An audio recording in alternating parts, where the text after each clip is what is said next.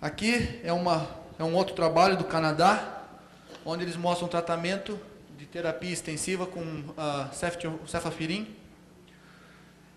Tiveram apenas vacas positivas para Staphylococcus aureus, eles fizeram o tratamento extensivo.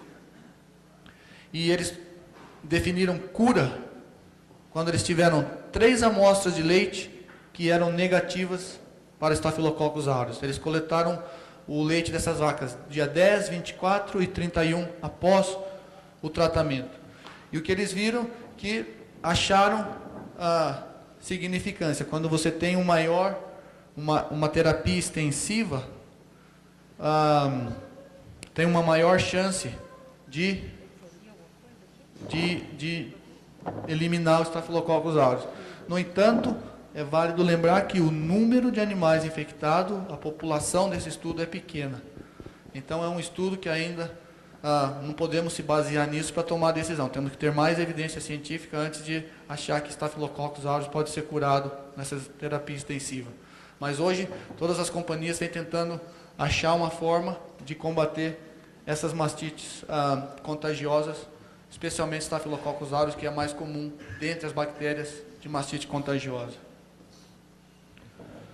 Terapia de vaca seca é uma terapia que ajuda muito no controle de mastite, principalmente ambiental. Terapia de vaca seca consiste no uso de um antibiótico intramamário na época da secagem, quando vamos secar essa vaca.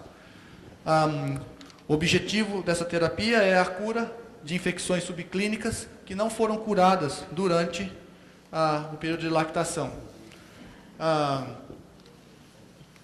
Funciona como a prevenção de mastite na pós-secagem, é o principal objetivo disso. Após a gente seca esses animais, se esses animais ainda têm uma glândula mamária infectada, existe algum resquício de bactéria que possa crescer, nós vamos diminuir, coloca um antibiótico, nós vamos diminuir a prevalência de mastite no período seco.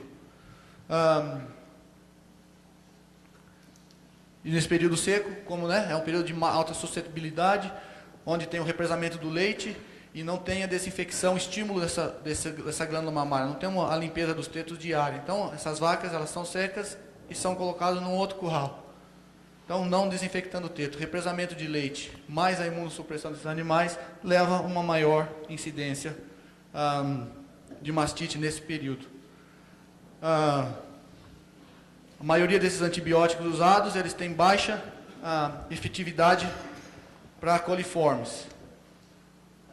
E na terapia de vaca seca, a gente sempre inclui a vacinação, o que vai estimular o sistema imune desses animais, para que eles ajam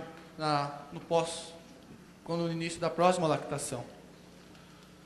O uso de selantes é uma coisa que tem mostrado bem efetivo, sendo o único problema dessa estratégia o custo desses produtos.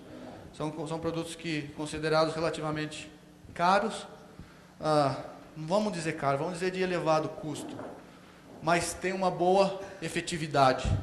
Tem vários estudos que mostram que aproximadamente 50% das vacas que se apresentam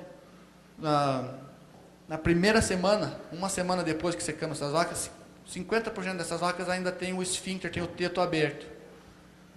Então, se a gente conseguir bloquear, colocar um selante, nós vamos estar ajudando essas vacas a prevenirem. Então, esse aqui é o gráfico onde eles mediram como esses tetos estavam abertos. A gente vê que até uma semana depois, temos que quase 50% desses animais, e 6 semanas depois de secagem, ainda tem aproximadamente mais de 20% desses animais ainda tem o teto aberto. Então, de repente, é uma estratégia que temos que avaliar a nível econômico da fazenda, se realmente vale a pena usar uma tecnologia dessa. Efetiva ela é. Então, esse uso de selantes tem mostrado que diminui de 20% as infecções na lactação seguinte. Tem um decréscimo de 26% de infecções durante os 60 dias pós-secagem. E tem um decréscimo de célula somática entre 6 e 8 dias no pós-parto da lactação subsequente. Então, só para ilustrar, isso aqui é um caso de mastite que nós fomos convidados a ajudar a resolver numa fazenda de vaca Jersey. Então, só para ilustrar como é que foi, o que nós fizemos e trazer tudo isso que nós falamos até agora e como nós vamos aplicar num caso de epidemia de mastite. Então, isso é a Califórnia, um cliente da universidade, as vacas ficavam, vacas Jersey em lactação, 2.700 vacas, em currais abertos, média de leite aproximadamente nessa época, 59, 60 libras de leite. O problema que eles chamaram que desde setembro do ano de 2005, eles tiveram um aumento na incidência de mastite. Eles chamaram em setembro e o aumento desde fevereiro de 2005. E também teve um aumento nos casos de recidivas. Então, estamos de frente a um caso de infecções novas e infecções recidivas. Então, começamos já a pensar, é ambiental, é contagiosa? O que está acontecendo? E eles deram uma data, a partir de 2005. Como toda investigação epidemiológica, como toda investigação de saúde animal, primeiro nós temos que investigar se a reclamação ou o que o produtor está falando está realmente acontecendo ou é só impressão daquele mês ou daquela semana. Então, quando nós fomos ver os dados dessa fazenda, nós fomos verificar o problema. E o que nós fomos ver é que realmente, a partir de... A gente consegue ver aqui que teve o inverno, eles tiveram uma alta incidência no inverno, e a hora que é o período chuvoso, a hora que a gente esperava que a incidência de mastite ia baixar, ia diminuir, continuou subindo, chegando em números estratosféricos. Nesse gráfico, a parte vermelha de cada barra significa o primeiro caso de mastite, o azul são a segunda vez que os animais tiveram mastite, e cada cor vai indo lá, primeiro, segundo, terceiro, quarta vez. Então, se a gente só olhar o vermelho, a gente vê que o vermelho está aumentando, e lá no final também tem muita caso de repetindo.